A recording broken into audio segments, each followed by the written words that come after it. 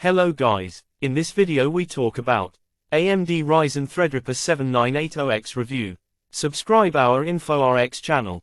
And end of this comment your opinions about this video. Okay, let's go to the topic.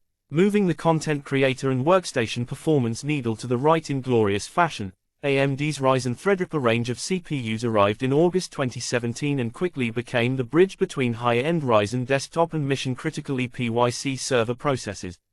Though seemingly forgotten for a while, today sees AMD injecting serious mojo back into the workstation range with all new Ryzen Threadripper Pro WX and non-Pro 7000 series chips based on the latest Zen 4 microarchitecture.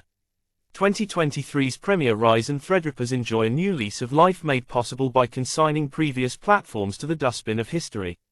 Out goes incumbent Pros SWRX8 and non-Pros STRX4, in comes all-encompassing Street 5. With this simple stroke, AMD's cancelled any notion of upgrading from previous generations. Don't be alarmed, however, because this abrupt departure with past platforms is exactly what happened when both Ryzen and EPYC took on their shiniest and most performant incarnations we see today. It's definitely worth peering down the rabbit hole to fully realize that sweeping changes are afoot. The theme is simply more of everything that matters for users requiring the next level of workstation performance. Non-Pro chips make a comeback. There are more cores, higher frequencies, enhanced power, better connectivity, and greater memory bandwidth. You get the idea. Befitting this bounty of more, maximum prices, well, more than any Ryzen Threadripper that's come before. The price of progress. Pro WX versus non-Pro. Drilling down further, just like the 3000 series, AMD segments these new chips into Pro WX and regular versions. They exist to serve slightly different markets and are therefore endowed with specific features. Pro WX is the performance chief and gobbles up the headline specs of up to 96 cores, 192 threads, 8-channel memory, and 128 PCIe 5.0 expansion lanes.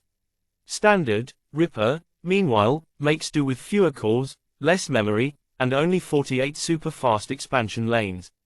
In terms of positioning, AMD's vision of Threadripper as a closer cousin of EPYC rather than Ryzen is realized with Pro WX, whereas standard models have more commonality with desktop Ryzen. This is AMD saying have it your way, depending upon budget and application use. Sharing the same Street 5 socket, however, brings interesting interoperability into play. Designated WRX90, supporting motherboards primed for Pro WX naturally carry the full 8 memory channels and baked-in support for heaps of expansion lanes. Cheaper models built for non-Pro, known as TRX50, carry only 4 memory channels and less peripheral support, befitting its stripped-down feature set. You can't use a Ryzen Threadripper 7000 series non-Pro chip in a motherboard designed for Pro WX. Though it plonks into the physical socket just fine, it falls short on, you guessed it, the RAM and I/O department. But the shoe fits on the other foot, as Pro WX works in any board, even if it's designed for non-Pro. Of course, you lose half the memory channels and tons of I/O, but the cheaper platform option is attractive for core-dense workloads that don't benefit from memory bandwidth. In a nutshell, pair WX Pro with more expensive motherboards catering for its full gamut of features, while consider non-Pro for a cost-sensitive HEDT approach. Models. The Magnificent 7, if you will, split between 4 Pro WX and non-Pro trio. You'll need a discrete video card in every instance because these chips lack the integrated graphics present on desktop Ryzen. Core counts are replicated on both variations until the headline 96-core Pro WX exclusive. There's absolutely no technical reason why AMD can't release a similar non-Pro chip. The infrastructure is certainly there, but why do that when you can charge more for something else? Using a modular chiplet design philosophy, up to 12 CCDs, home to 8 cores and 32 MB L3 cache each, connect to a central I/O die conveniently known as IOD. AMD builds various core and L3 cache configurations by massaging the number of CCDs. Simple maths informs us the top bin Pro 7995WX 96-core chip employs all 12 CCDs and carries 384 MB of L3, others will use either 4 or 8 CCD bases as their blueprint. These chips sit on an LGA 4844 Street 5 socket that's physically identical to the SP6 form factor used by AMD's latest Talco-optimized Sienna server processor. They're not electrically compatible, of course, because they carry different features. Street 5, actually, is also the same size as last generation Threadripper sockets, and that's great news as the cooling that worked on them will, by and large, be fine this time around. AMD Ryzen Threadripper 7980X. You'll need a beefy heatsink to pull heat away from monster Ryzen Threadripper 7980X. Equipped with a 350W TDP when running full chat, AMD's recommendation is investing in high-quality I/O cooling. Something like a decent 360 ought to do the trick. Encouraging this line of thermal intervention, AMD Ryzen Threadripper 7980X is bundled with the same I/O bracket as seen on the previous generation. Working great with Asetek-built pump heads, simply twist the bracket onto the cooler and then screw in. The whole process takes fewer than 5 minutes for an MSI Meg Coraliquid S360. Said cooling tames the beast rather effortlessly. Temperature nudges up to around 75 degrees Celsius when the CPU's pulling very close to its 350W limit, leaving scope for overclocking. Performance. Understanding the scope of Ryzen Threadripper 7980X's power requires comparison against high-performance desktop PCs you're familiar with. Benchmarked from the ground up, we have two of the best consumer platforms to date, AMD Ryzen 7950X and Intel Core i9-14900K run at their manufacturer-recommended power settings of 170W and 253W, respectively. This time around, we run specific benchmarks that are indicative of the work done on workstations and high-end desktop machines. You'll now appreciate that AMD Ryzen Threadripper 7980X uses a quad-channel memory architecture that presents half the bandwidth available on the octo-channel Pro WX chips. Nevertheless, run at DDR5-6400, there's around double the throughput of dual-channel memory found on both leading consumer platforms. All this talk of monster performance falls flat in the first test. Running the proven Adobe Photoshop test from Puget Systems, Ryzen Threadripper 7980X is off the pace. A couple of reasons explain this performance. The test doesn't respond to more cores and threads in the same way rendering applications do. Another factor is 7980X's relatively low frequency, averaging around 4.5 GHz, comparing unfavorably with the 5.5 GHz achieved on consumer chips. Yet it's all about context. 64-core 7980X comes into its own when peak utilization nears 100%.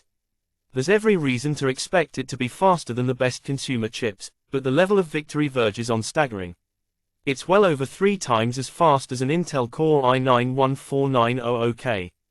Extrapolation is key in this regard, needless to say, because any rendering project taking over 3 hours on the Intel chip will take around 1 hour on Ryzen Threadripper 7980X. A common theme reoccurs. Single-thread results aren't this beast's forte. All-core runs, on the other hand, most certainly are. Nearing 100K is truly EPYC territory.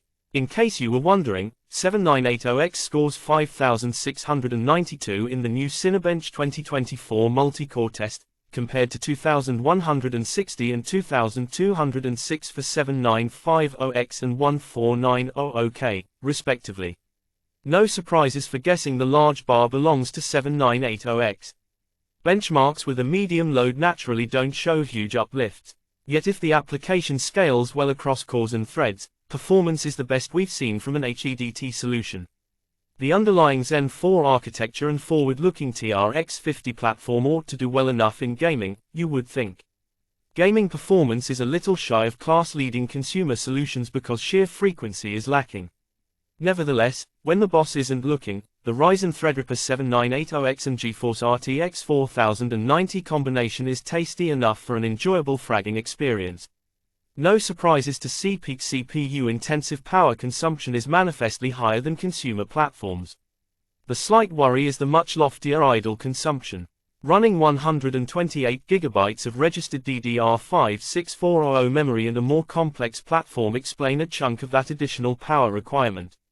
Rendering efficiency is calculated by dividing the score achieved in V-Ray by peak power consumption. Almost doubling the score posted by Ryzen 9 7950X is no mean feat. Conclusion: the 64-core AMD Ryzen Threadripper 7980X takes pride of place as the most impressive non-pro chip to date. It's a beast of a processor, alright, built using the latest Zen 4 architecture. Operating at higher frequencies than previous generations, it makes short work of professional applications that scale well with core count. Putting performance into context, 7980X is often 3 times speedier than leading consumer platforms that also tout HEDT credentials. It's safe to say Ryzen Threadripper is back with a bang. Yet there are provisos to be aware of. Breaking with the past, the brand new platform requires investment in a TRX 50 motherboard and RDIMM memory. Pushing the cost of adoption up significantly, there's no way around this hurdle, so bear it in mind before jumping in. Make no mistake, the mainstream workstation firmament has a new CPU boss. The AMD Ryzen Threadripper 7980X is formidable chip teasing the best out of the Zen 4 architecture. But hey, if it's not fast enough, you can always chuck the 96-core Pro 7995WX in the socket. Choices. Thanks for watching.